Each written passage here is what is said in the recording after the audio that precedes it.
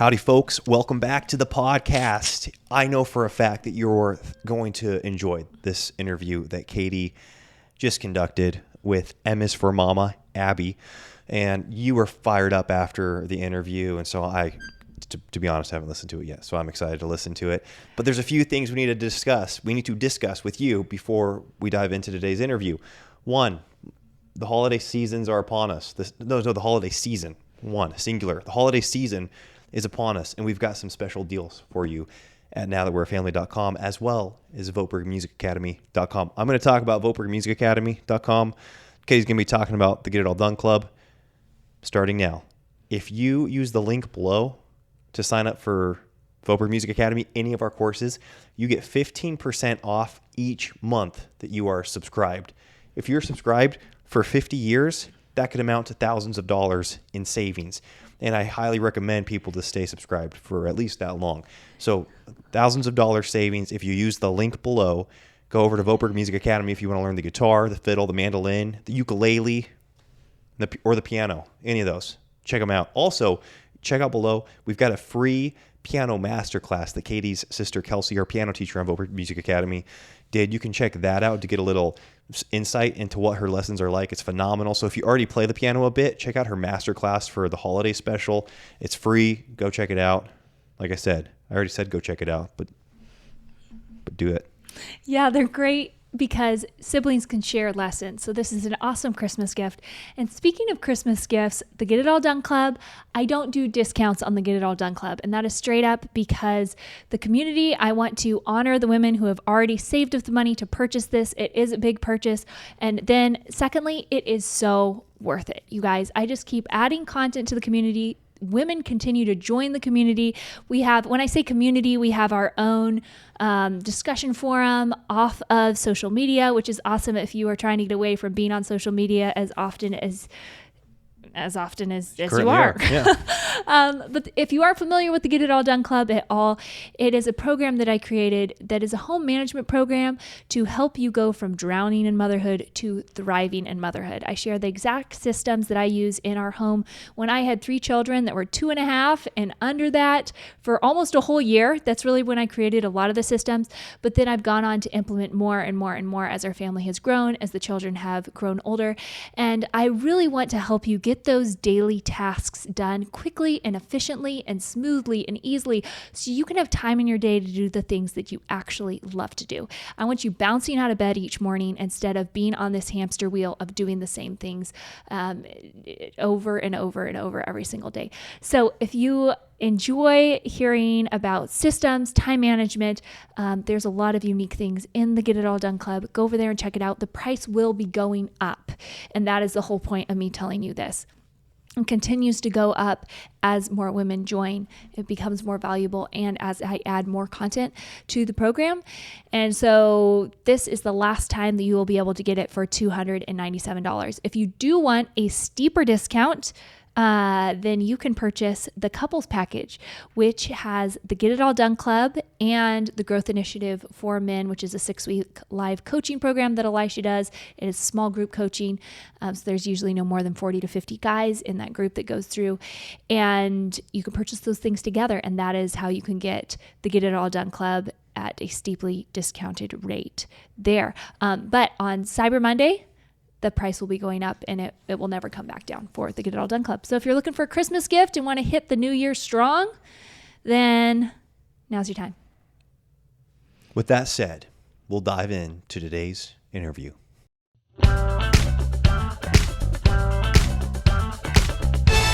The Now That We're a Family podcast. Abbie, thank you so much for getting on today. I'm so excited to have you back to the Now That We're a Family podcast. A lot of our listeners are familiar with you, but since you've been on here, you've written another book that has been incredible. It's really impacted my life, and I'm excited to get into that a little bit more today. First, if our listeners aren't familiar with you, could you give me a rundown of who you are and what life looks like for you right now? Oh, yeah. The first part's a little bit better or easier than the second part. My name is Abbie Halberstadt, and I have a podcast that I always start with: happy wife, mama to 10, Bible believing Christian. And if you knew nothing else about me, that would be kind of the essence of who I am in a nutshell, and the roles that the Lord has given me to fill right now. He has, after many, many years of praying about it and writing on the internet and kind of just hoping against hope, given me the opportunity also to be an author.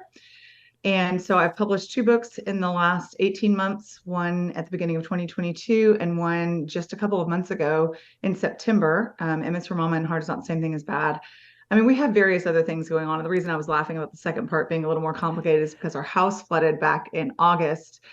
And this is a house that we spent a couple of years building ourselves. My husband did 90% of the work. I did 90% of the design and, sourcing things and all of that. So it was kind of a bummer when our entire downstairs flooded to the point that we had to rip it all out. So we are living in a rental right now, and everything that I've done that has involved like launching this book has been happening not from home base, but from rental base. And it's been a lot of upheaval and a lot of crazy, but the Lord's sustaining us through it. So that's who we are. Wow. What a big thing, right? You're reminded of that whole heart is not the same thing as bad every day, I'm sure, in this season. And, just based off of that being the title of your newest book, what would you say, I'm always curious about this, what would you say has been the hardest stage of motherhood for you to this point? Has it been when you had the little kids, when you had the 2 sets of twins, like now with, 10 kids and the wide age span and everything else you're doing? Yeah, I might have left out the part no, I said mama to 10. I did say that part. I always say that our hardest parenting years were when we quote unquote only had 2, and they were both very young. They're 18 months apart, very close together in age, and very incapable of doing anything for themselves. Like, you don't know whether anything you're doing is quote unquote working, paying off, going to produce fruit, produce any more sanity or peace in your home. And it wasn't that everything was always chaos and disorder. I actually didn't feel necessarily crazy overwhelmed with 2 kids, but at times it was just like, is there any other switch but hard in this? Like, I think the Lord has given this to me, and I see good in it, but it just seems like the switch is kind of always on hard and not a lot of fruit. So people are always surprised by that because they think, well, it must be when you had 8 kids or when you, and then I would say the next season that really, really challenged me was when we jumped from 3 to 5 kids with our first set of twins. And I had 5 kids under 6 years old. Well, 6 and under, I would say. And my husband traveled a lot. And it was just a really sanctifying season of seeing my limits, of being like, I am capable of keeping us alive and fed, and we get some laundry done. But like, it's a struggle. This is not easy. There's really no, especially when my twin girls, whom I talk about with their permission and with great love, but also transparency in the first couple of chapters of Hard's Not the Same Thing as Bad, and in the intro, especially when they reached toddlerhood, like they were just toddlers like I had not encountered before. And I already felt like I had seen some pretty challenging behavior and just double it. And it was like, whoa, this is forcing me to rely on the Lord every single day. So those are 2 just seasons that stand out to me, that maybe our actual season of life wasn't insane. Insane is too strong a word, but maybe our actual season of life wasn't as challenging as some other seasons have been, like this current one is. But the children themselves and the stages they were in and the ages that they were felt just like a lot. Yeah. And what would you say is the hardest thing about your season right now? Is it trying to launch a book and run a podcast? Is it the older kids, like navigating them? Is it the younger kids? Is it the spread? Like, what is it now that you'd say is the most challenging? Right at this exact moment, it's too much going on. I have too much going on. We are looking at a season coming up where we don't. And I am the girl that's going to tell you to say no to things when you can, but there's been a lot of things I just couldn't say no to. Like, I didn't choose for our house to flood. So we are required to figure out how to rebuild this house. That's not something we can say no to. And this book was scheduled to launch well before the house flooded. Homeschooling is non-negotiable. Putting meals on the table is non-negotiable. And then some of the things that I had said yes to long before, knowing that it was going to be a busy season, but not knowing this extra layer of being displaced from our home and having to rebuild it, and some other things that have come into play, we're going to be there. We had some travel on our plates. And so we've really had to band together as a family and help out a lot. And I don't think that's a bad thing, but just this week alone, like my husband had to travel at the beginning of the week. I traveled for a very short trip a little bit, and toward the end, just seemed like everything that could go wrong did go wrong, kind of thing. Not in a catastrophic way, but in a frustrating day-to-day way. I mean, I was delivering soup to somebody and I started laughing after just about crying at how many wrong places I went and wrong amounts of soup I had and wrong address. And just, it was when I finally dropped it off and pulled it up and the bags were dripping all over my pants. I was like, of course they are. I've also been having back problems chronically, and chronic pain is no fun in the midst of kind of how much is going on. And I know lots of people all of a sudden were like, wait, I know what your pain is. It's all your stress. And it doesn't help, you know? So I would say right now, it's just the fact that we are spread so thin with everything we have going on. And that's not how we like to live our lives. And it's not how we live our lives in general. But I also know that most of these things are God ordained and that we felt very confident in saying yes to them when we did, and that we will stick to our obligations and do what we said we're going to do. And that's a good thing. So this won't last forever. So I feel like we are right to the edge of something needs to change, but also our holidays are coming up and my obligations are out of the way and my deadlines are met and we'll be able to take a deep breath. But we would love to be in our house by Christmas, and I don't think it's going to happen. So, That's tough. Well, I do love how your perspective, like the sooner that we can adopt that mindset of hard is not the same thing as bad, the sooner it can start to serve us, because the hard doesn't stop coming, you know. And you mentioned there were these really challenging seasons of parenting, but like you said, we say yes to things and then we have to fulfill those commitments and obligations regardless of what's happening, 6 months, 9 months, a year from then. And it's just kind of, you do have to trust the Lord in all of that and be like, well, he knew the house was going to flood when we said yes to this or whatever. Yeah. But what a tough season for you guys. That's amazing. Thank you so much for getting on here and doing this podcast in the middle of that. Sure. Okay, so I wanted to talk specifically about sons. Because, I've got 4 and then 1 daughter. My oldest is 6. And you're further ahead in every area, but really with raising these boys is what I'm curious about. What's kind of your split as far as girls and boys in your household, and what are their ages? So we have 7 boys. So this is a good podcast for me to be on. I'm in this with you for sure. We have 7 boys and 3 girls. Our girls are right in the middle. They are 11, and 12. So they're one of our sets of twins, and the 12-year-old will be 13 in 1 week. So really 11 and 13. So preteens, early teen. Our 2 oldest are boys. They're the ones that were 18 months apart. Ezra is 17 and a half. Simon will be 16 in about 10 days, something like that. So we have a couple of birthdays coming up.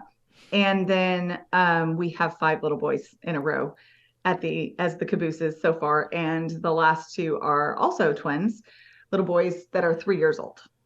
Wow. Okay. I knew you had a lot of boys, but I don't think I'd ever done the math like in the family pictures and counting them down. I was just like, that looks like a lot of boys. Have you found that there's been an age or a stage that is more difficult, like consistently with your boys, or is it just like all personality based, like toddler or middle school or high school, I feel like 3 to 5 for my boys is just a really like testing boundaries, tons of energy, not a lot of self-control, not a lot of impulse control. They're just learning a ton, and the energy levels are just through the roof. So there is always, somebody throwing pillows at somebody, and somebody jumping off the couch onto somebody else, and somebody tackling somebody, and somebody wrestling on the ground. And it's a really fun stage in some ways, but it's exhausting. That's probably really what it is. It's not bad. It's hard, but it's not bad. Mm-hmm. But it's also, it wears you out. You just kind of get them all in bed at night and flop down on the couch and think, whew, that was kind of like the WWF right there in my living room, but that's every night, so. Yeah. So they just kind of work out of that season as they get older, or are there different things that you like start to employ with them to engage them more in different ways, or it naturally works itself out? I do find that they do age out of that. And I also have 2 sets of boys. I have those 2 that are close together that are older.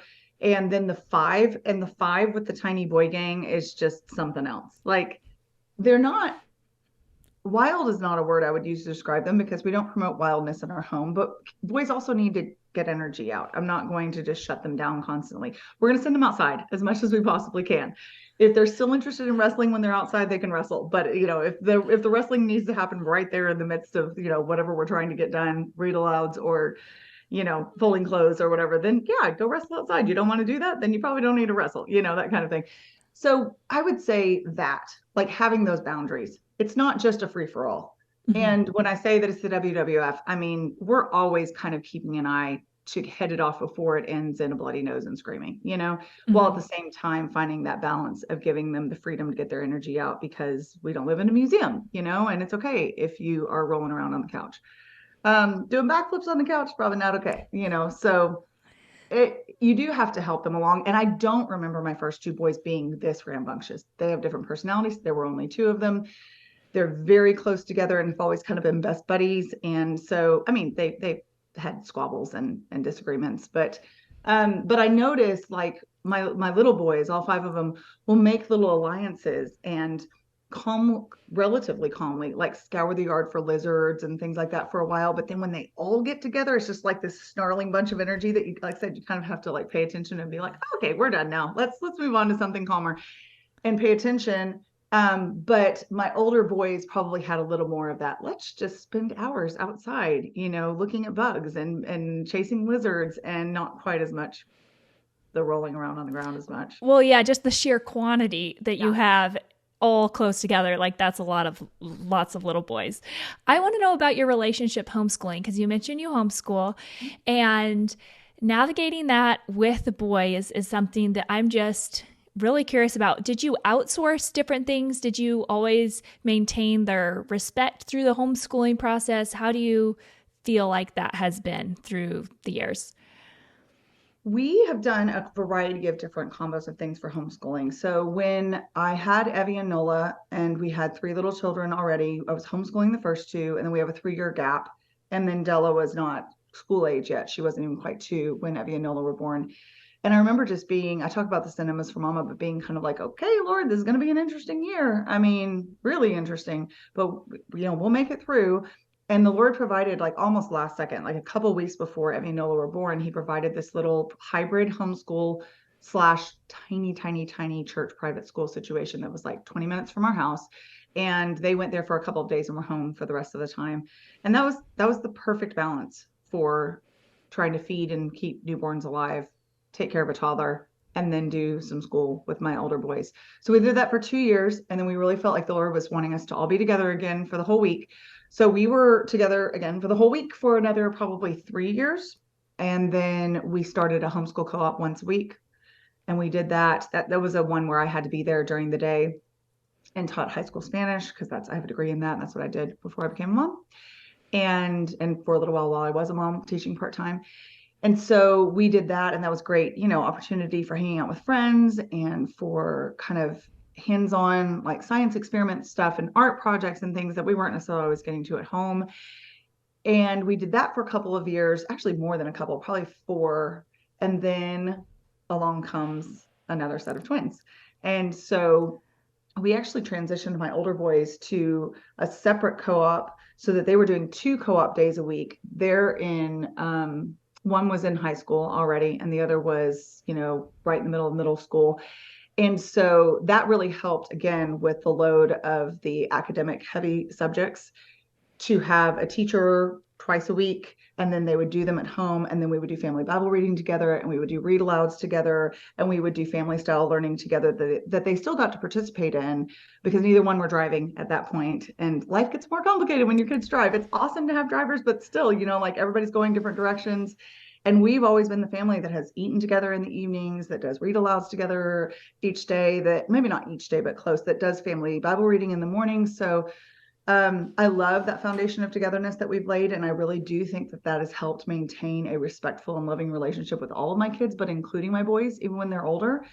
And I would say, I say all of the time that it's important to make disrespect not an option in your home. And what I mean by that is this: it will still come, even if it's not an option. It doesn't mean they would never be disrespectful. People are like, wait, you're able to keep your kids from being disrespectful ever? I'm like, no, that's not what that means.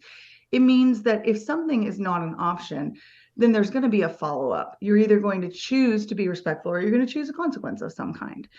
Your choice to be disrespectful is your own, yes, but it doesn't come without some sort of follow-up, some sort of either engaging with them relationally to see, like, where's this coming from? I talk about an incident in in Hard's Not Same Thing as Bad, where my second born kind of spoke rudely to me about salad. Like, I mean, it wasn't really about salad. It was the fact that I had modeled disrespect to his dad in a stressful moment where I'd snapped at Sean. He saw it, and then he was rude to me.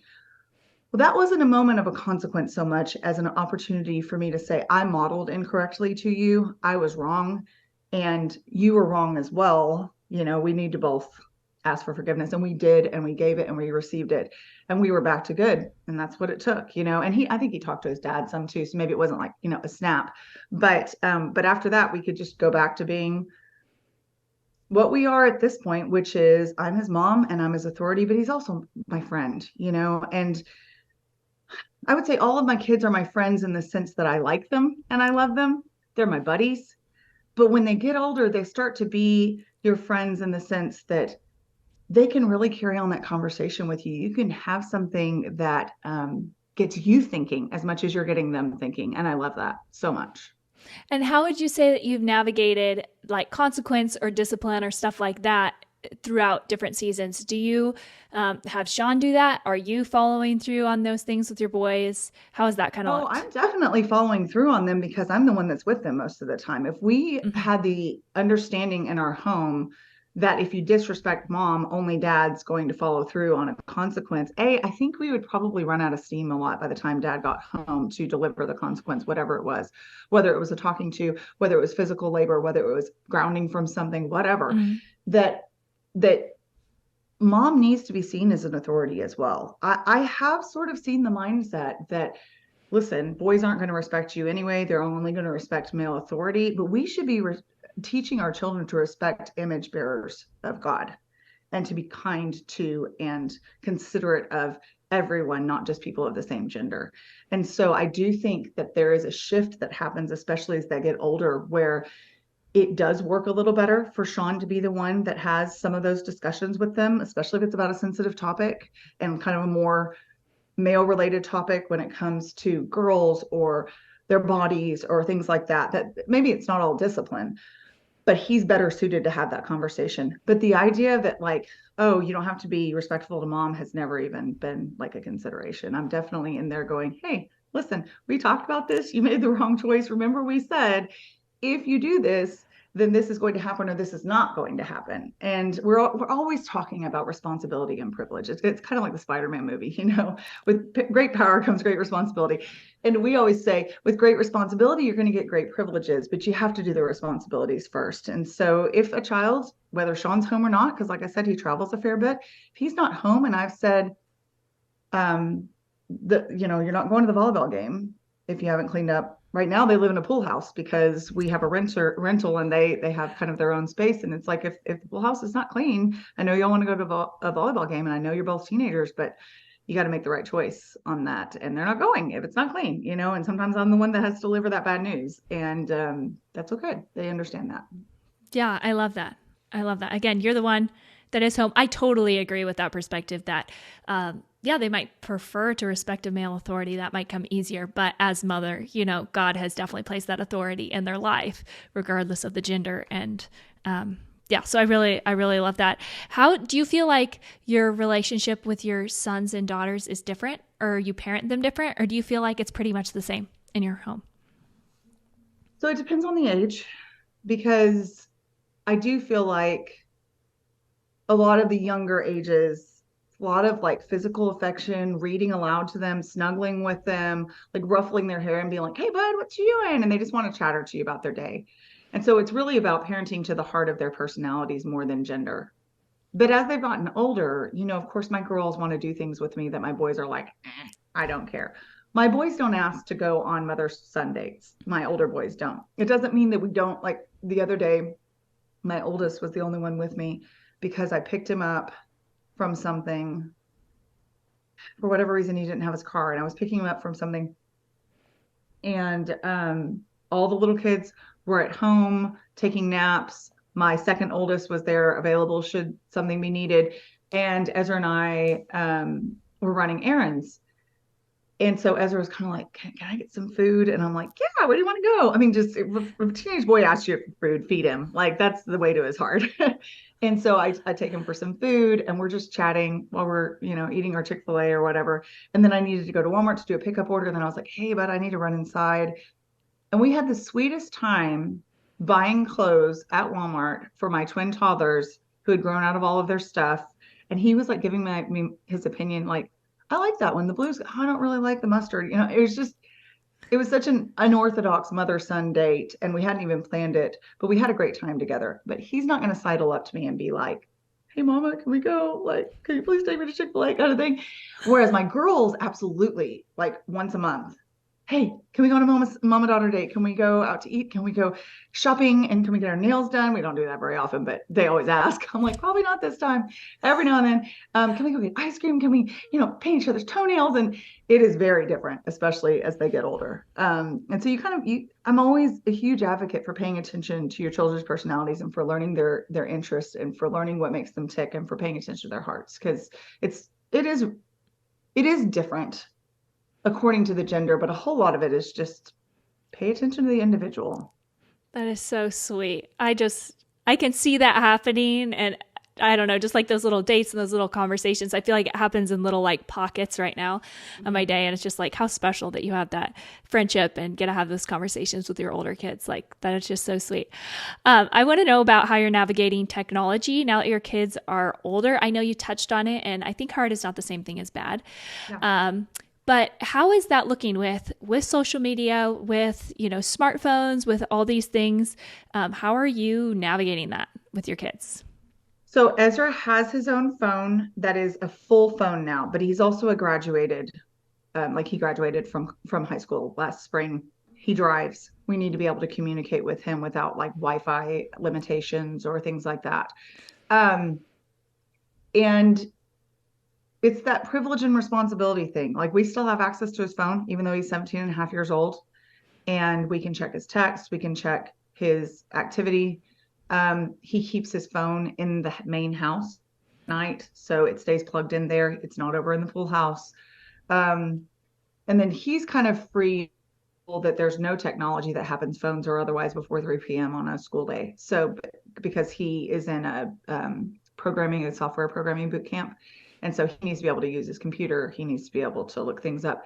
And so we just check in with him regularly.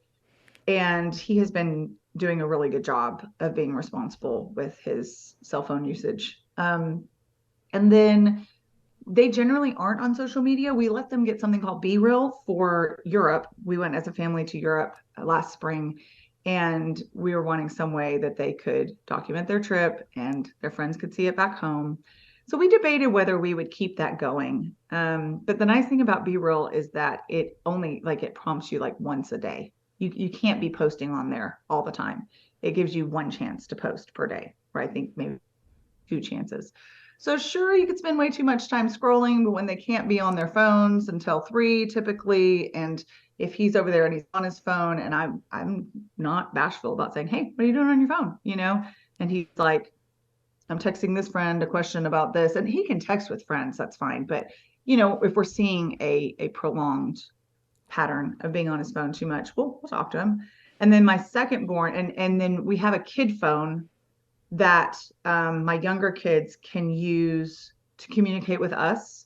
So if I am at the store and my older son is home, but he's not in the house, and they want to ask me to pick up some butter or something like that, they can use it, but they also know they can't just get on it. Like we check the phone history, and so they'll come and say, may I text my friend what time the party is, or may I look up this recipe, or that kind of thing. And again, it stays in a public area, so it can't be taken to their room or anything like that.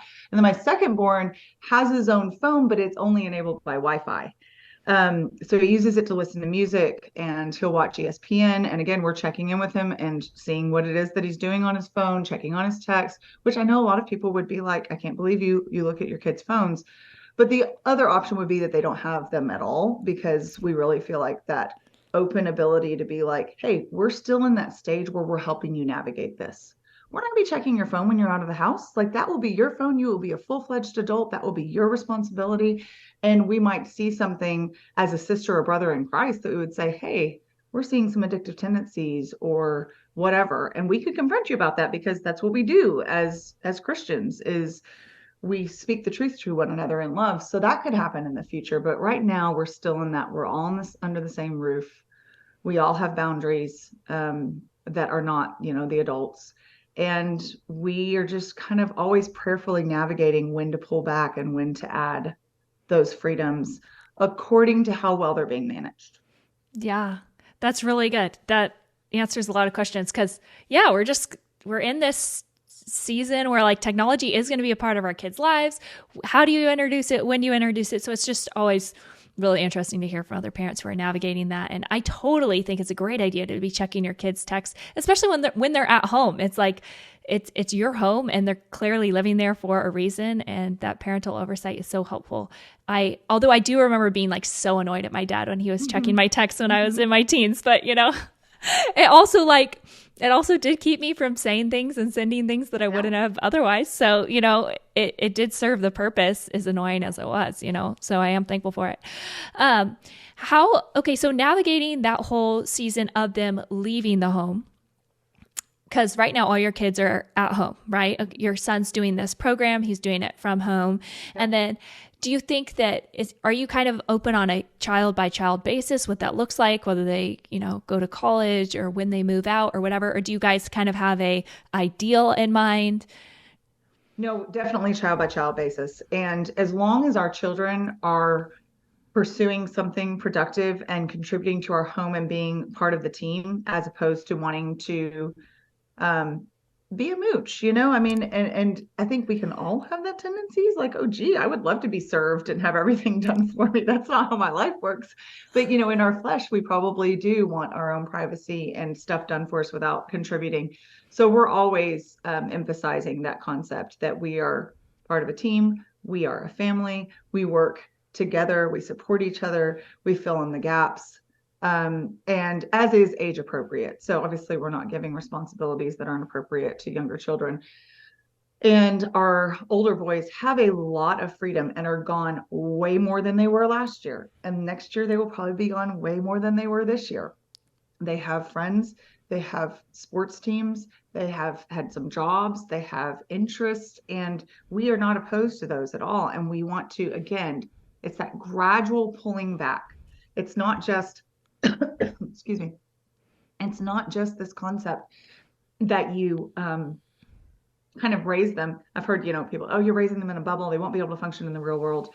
I think it depends on what you define by the real world. But also, I love the analogy of raising them in a greenhouse. No, we are giving them a safe and regulated environment in which to grow and thrive. And it is not vastly different than the real world, but it gives them opportunities to learn and have many versions of things before that expands a little bit more and then expands a little bit more. And so we're not opposed to Ezra being with us for much longer than now. He's pursuing his studies. He still helps with family chores. He is interactive with his siblings, and they get to learn so much from him and enjoy his presence. They adore him. And I think that is so special. And I only have one older brother, and we have a really close relationship. We fought like cats and dogs when we were little, but I think it was kind of lovingly fighting, but we got after each other. But from my age 10 and his age 14, he's 4 years older, just till now, we have been incredibly close. And we both lived at home for much longer than the quote unquote socially acceptable standard in our culture. And I think we really benefited from that environment, from being together, from being able to help our parents through some things and still be supportive while still living our own lives, So we would be a case by case basis on college, on living quarters, on all those things, honestly. Yeah. So you're just kind of open to seeing how the Lord leads in the maturity of each child at that age and all of those things. I love that mental picture of a greenhouse, because when people say the bubble, then a bubble can pop. But I love that concept of the greenhouse. Anyone who's grown food knows that, okay, there's this time of hardening the plants where you like put them outside for a bit overnight and they're getting used to that before you're just, they're in their own soil somewhere. And so I really love that visual of, okay, there's this time when they're starting to get used to the outdoor atmosphere. And before they go on the ground, start to take roots and grow on their own. That's really cool. What would you advise a younger mom? Like, is there something looking back where you're like, I wish I would have done this differently, or I'm really glad that I did this? If she's got a lot of boys, what would you say? So boys or girls, I talk a lot about this thing that the Lord took me through called the Gentleness Challenge. And I have it in an ebook on my website, msformama.net, if you want to check it out. But I have this quote that someone quoted to me or about me by tagging me on social media. And it was so convicting because this really high stress season that we're in, there are days when I feel myself being short and not using completely kind tones and words and transferring some of my stress to my children. Mm-hmm. And it's me quoting me, but it was from someone else, but it's from MS for Mama. And it's a paraphrase that goes something like, if I look back in 10 years, how important will these things seem that I'm freaking out about, that I'm fussing at my kids about in the grand scheme of things, including the effect it will have had on our relationship. And so I'm having to remind myself of that now, because it just, my limit is pretty much hit in terms of stress and things to juggle. And there are some days that I feel really overstimulated. And I think that that's a place that a lot of young moms live in, is overstimulation. Mm-hmm.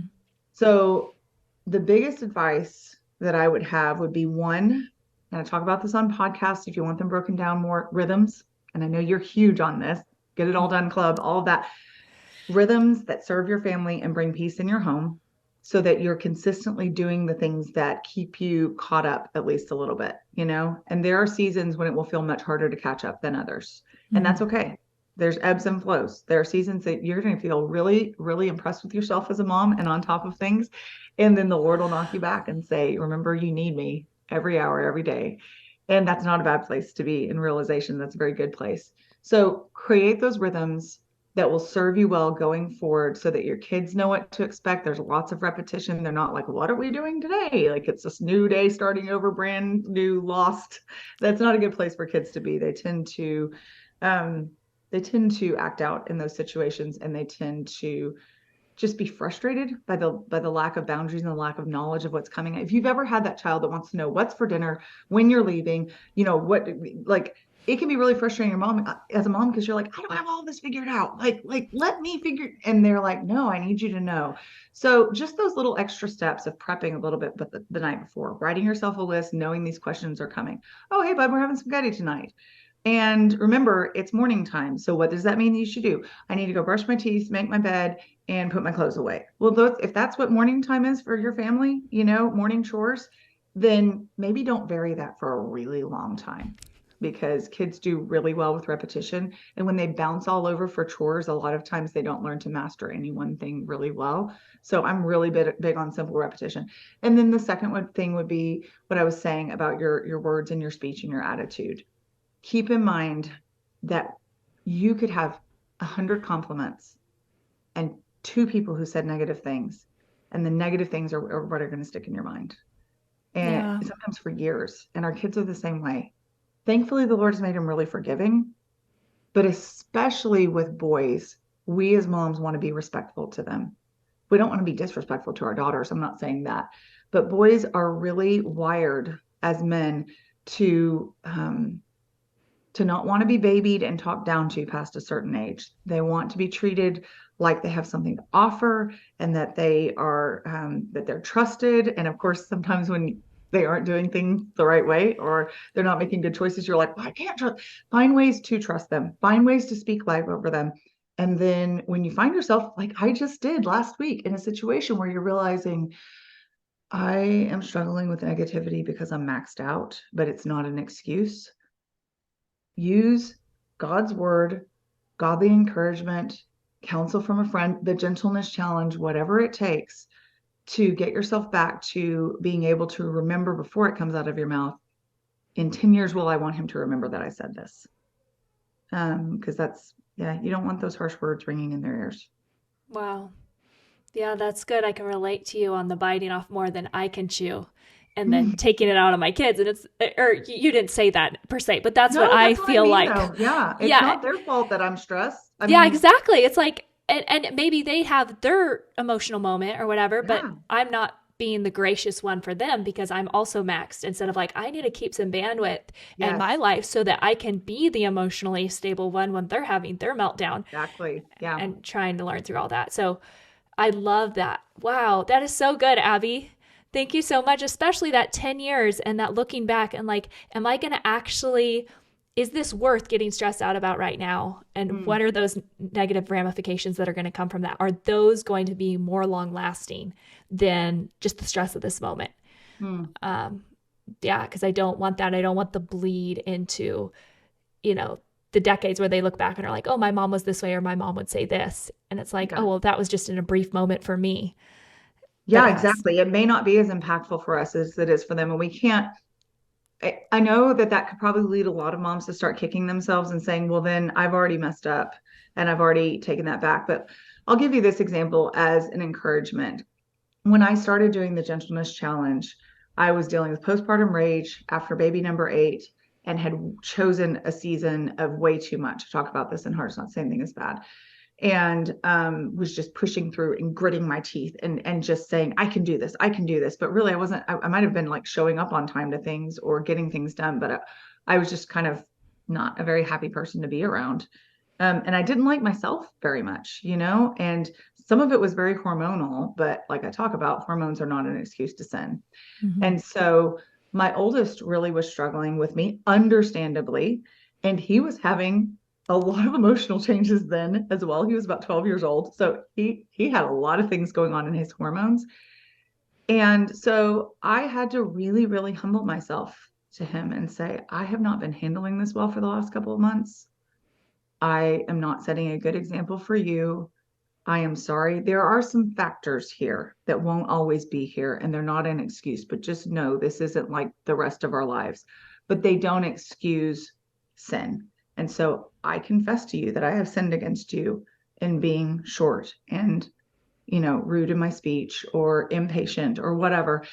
And it took him a while because he's a deep thinker and a deep feeler to really get to fully internalize that forgiveness for me. But we are so good now. Like he's the one that was helping me clothes shop.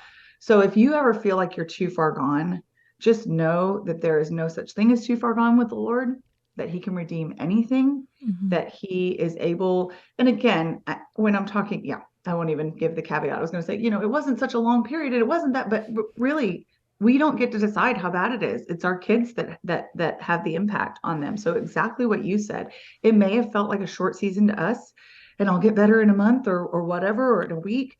But we have to realize that may have more of a lasting effect and that we may have to battle back a little more. It's not that it's lost, but we will have to make the effort and be really, really aware of avoiding that in the future. Yeah.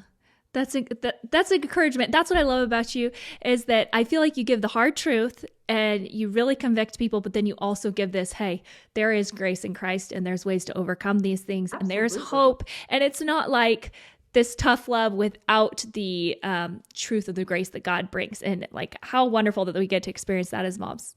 Yes. Praise God for that. Because I am lost without it for sure. Yeah. I definitely am. So thank you so much. I'm going to let you get back to whatever else you have going on for the day. But before we do, can you let our listeners know where they can find you? We referenced a couple of your books. Where could they purchase those? I know they will be so encouraged by them. I've shared them both on the podcast before. And then where can they find you? You have a podcast? You have a website? I know there's so many moms out there. Yeah, I make it pretty easy because my podcast, M is for Mama, is the same as my website, which is misformama.net, which is the same as my Instagram, where I hang out the most as far as social media goes, which is m.is.for.mama, because people got really confused when there weren't periods in between. And then you can find my books just about anywhere that books are sold. They actually just got released in Sam's Club, which is fun, and Hobby Lobby, which is super fun because Hobby Lobby is kind of like this club that's hard to get into. And I can't believe the Lord put my book there. So that's cool. Well, I could definitely believe that he put your book there. It is, you don't find things like your books on the market. They definitely are unique. Your story's unique, and the way that you share it with that love and with that truth is just really powerful. So thank you so much for taking the time to write those in the midst of the rest of your life. Really appreciate it. I feel really privileged that I get to do that. It's a blessing for sure. Awesome. Well, thank you so much for joining us today, and hopefully we'll have you back on sometime. That sounds great. Okay. Bye. Bye.